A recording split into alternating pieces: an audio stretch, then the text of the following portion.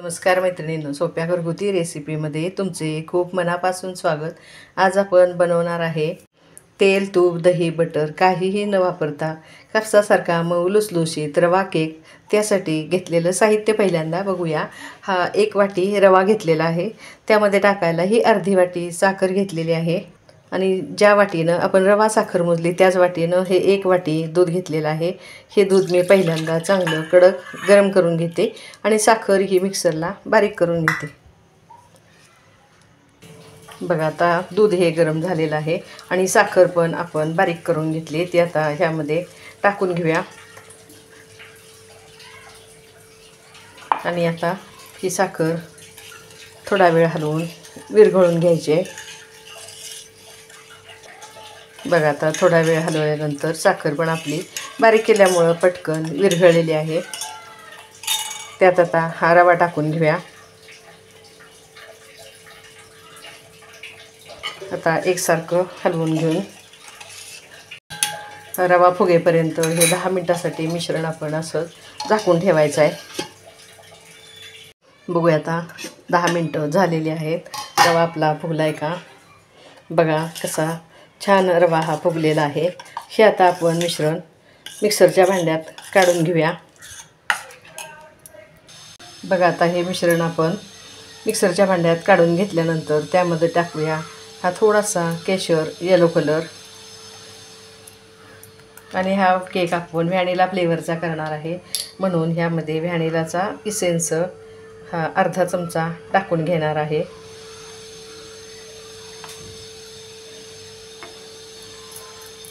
आणि आता हे मिश्रण आपण 1-2 मिनिटं मिक्सर चालू बंद करत फिरवून घेऊया। बघा आता हे मिश्रण आपण असं फिरवून घेतलेलं आहे। ह्या मिश्रणाची कन्सिस्टन्सी तुम्ही बघू शकता। बघा कसं दूध हे आपलं पुरेसं झालेलं आहे। आता ह्यामध्ये टाकूया ती 1 चमचा इनो पावडर। त्याच्यावर आता हे थोडंसं दूध टाकून घेऊया। आणखी थोडं आपण हे मिक्सरला फिरवून घ्यायचं आहे। बघा असं हे आपलं मिश्रण तयार झालेलं आहे। हे मिश्रण आपण आता हे तेल लावून बटर पेपर लावलेल्या डब्यामध्ये ओतून घेऊया।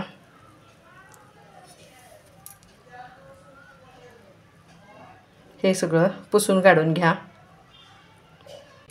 हे मिश्रण आपण आता डब्यात काढून घेतलेलं आहे। हे मिश्रण तयार होईपर्यंत 10 मिनिटं कढई आपण प्रीहीट करायला ठेवलेली आहे। त्याच्यावर आता हे चेरी टाकून घेऊया।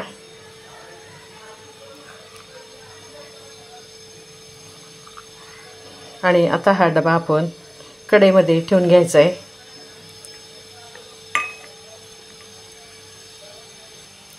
कढई प्रीहीट करायला ठेवल्यानंतर अशी पॅक झाकून घ्या। हा तवा मी काढून घेते आणि हा डबा आपण आता ह्यामध्ये ठेवून घेऊया आणि बरोबर 35 मिनिटं झाल्याशिवाय आपण आता हा केक उघडून बघायचं नाही। सारखं जर उघडझाक केलं तर हा केक आपला चपटा होतो, म्हणून न उघडता आपण असाच हा 35 मिनिटं आता चांगला भाजून घेऊया। गॅसची फ्लेम आपण ही मिडियम ठेवून घेतलेली आहे। आता हा 35 मिनिटानंतर केक आपण बघूया मैत्रिणींनो, केक आपला झालाय का। बरोबर 35 मिनिटं झालेली आहेत। मध्ये हात न उघडता बघा केक आपला कसा छान तयार झालेला आहे। आता त्यामध्ये ही सुरी घालून बघूया। बघा सुरीला अजिबात बॅटर लागलेलं नाही, म्हणजे आपला केक हा चांगला तयार झालेला आहे। आता हा गॅस मी बंद करून घेते आणि हा केक आता थंड होईपर्यंत असंच ठेवून द्यायचं आहे। थंड झाल्यानंतर आपण हा डब्यामधनं काढून घेऊया। हा मी आता बाजूला काढून थंड करून घेते। बघा केक आपला पूर्ण थंड झालेला आहे।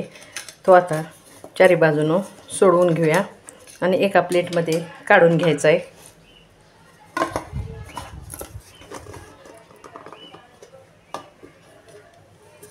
वाव, छानच।